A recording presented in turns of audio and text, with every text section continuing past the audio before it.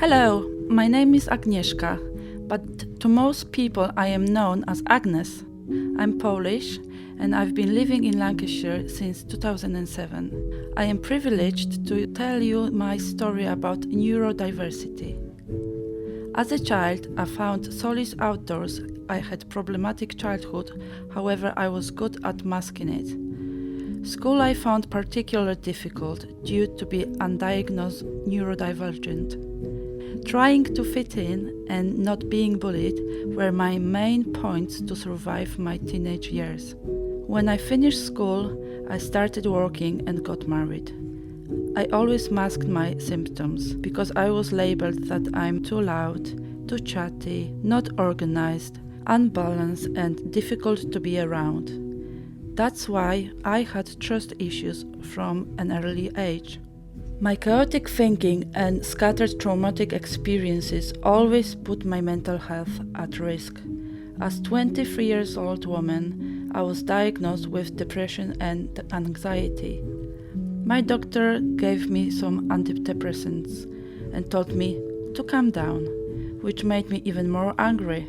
Same year, I fled from my husband due to domestic violence and heavily alcoholism.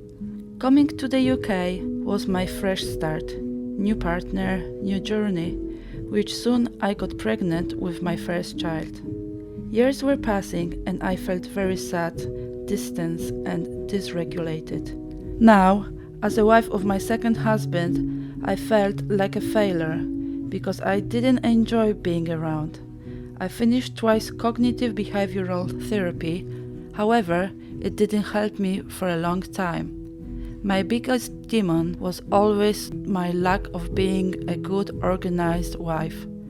My messy, chaotic, hoarded house. No matter how much I tried to organize and tidy my house up, that mess was coming back like a boomerang. At the same time, I was working as a care assistant during night shifts. My second husband was trying to be supportive, but we both didn't know why I was so imbalanced in a daily life.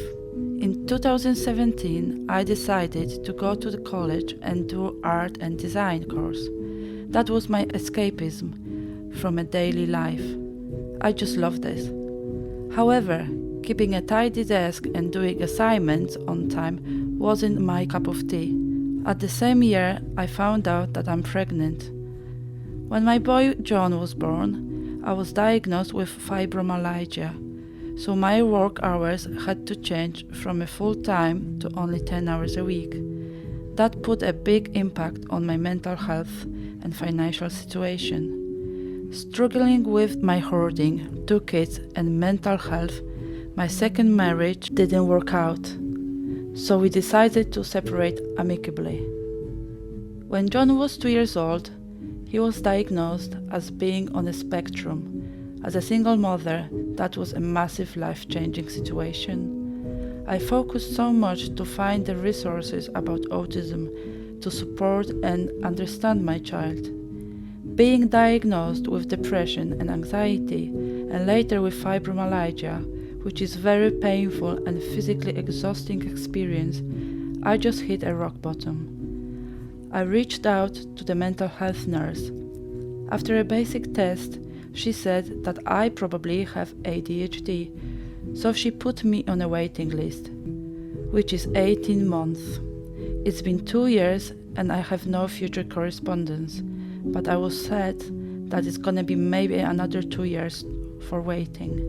Looking back, I understand why I always been too much, too talkative, messy, chaotic, overreacting, oversensitive, or too lazy and unreliable. Neurodiversity is a mega big problem, and I was told that my younger child might have ADHD as well.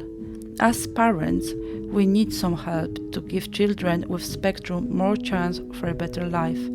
Imagine being tired after a whole day and deal with your parenthood, and at the top of it, add your own undiagnosed condition and being a carer to your own child. That is an exhausting challenge. As a single parent, I truly struggled with my daily errands and tasks. Even preparing this project and telling you my story has taken off me a lot of energy.